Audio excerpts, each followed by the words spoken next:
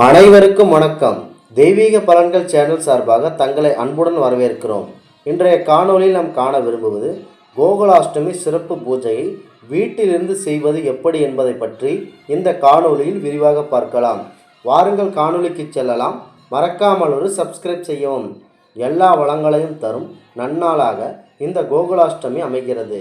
அதிகாலையில் எழுந்ததும் வீடுகளில் நன்றாக தண்ணீர் ஊற்றி நன்றாக கழுவி விட வேண்டும். அதன் பிறகு வீட்டு வாசலில் இருந்து வீடு வரை பரம்பொருள் கண்ணன் அவர்களின் காலடி தடத்தை வரைய வேண்டும். அப்போதுதான் கிருஷ்ணர் அவர்கள் நாம் செய்யும் பூஜையை ஏற்றுக்கொள்ள பூஜை அறைக்கு வருவார் என்பது இந்த காலடி தடத்தின் முக்கிய சிறப்பம்சமாகும். அதிகாலையில் குடும்பத்துடன் அனைவரும் எழுந்து நீராடிவிட்டு பூஜை அறையை சுத்தம் செய்துவிட்ட பிறகு அங்கு இருக்கும் கிருஷ்ணர் அவர்களின் திருவுருவ படத்திற்கு ஒரு அழகான மாலை ஒன்றை அணிவிக்க வேண்டும். கண்ணன் பிறந்த தினமான இந்த கோகுலாஷ்டமி அன்று பகலில் முழுக்க குடும்பத்தினர் அனைவரும் விரதம் இருந்து இரவில் நாம் கண் விழிக்க வேண்டும். பிறகு மாலை 6 மணி வேளையில் நெருங்கும் போது உங்கள் வீட்டில் உள்ள பூஜை அறையில் உள்ள கிருஷ்ணர் அவர்களின் திருவுருவ படத்திற்கு அதற்கு சந்தனம், குங்குமம், அழகிய பூக்கள் போன்றவற்றை வைக்க வேண்டும். முன்பு கூறியது போல வீட்டின் வாசப்படியில் இருந்து வீட்டின் மையம் வரைக்கும் கிருஷ்ணர் அவர்களின் பாதத்தடியை நீங்கள் வரைந்து வைக்க வேண்டும். நீங்கள் மாக்கோலத்திலும் செய்யலாம். உங்கள் வீட்டில் உள்ள உங்கள் பிள்ளைகள் கிருஷ்ணராகவும் கண்ணனாகவும் ராதையாகவும் போன்ற வேடத்தில் அவர்களை அலங்கரித்து இந்த பூஜை செய்வதற்கு அவர்களை முன்னிறுத்த வேண்டும். கிருஷ்ணருக்கு மிகவும் நெருக்கமான பாடல்களாக கூறப்படும் அஷ்டோத்திர, நவாம வழி போன்ற அனைத்து பாடல்களையும் பாடி கிருஷ்ணர் அவர்களுக்கு அர்ச்சனை நீங்கள் செய்து கொள்ள வேண்டும்.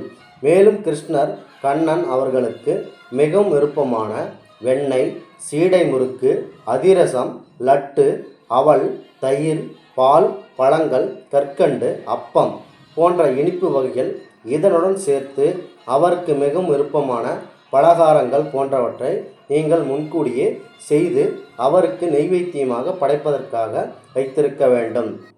அதன் பிறகு உங்கள் வீட்டில் உள்ள குழந்தைகளை கண்ணன் பாத சுவடு குறித்த இடத்திலிருந்து மெதுவாக ஒரு கண்ணன், அழகிய கண்ணனைப் போல மெதுவாக நடந்து வந்து அவர்களை வரச் சொல்லுங்கள்.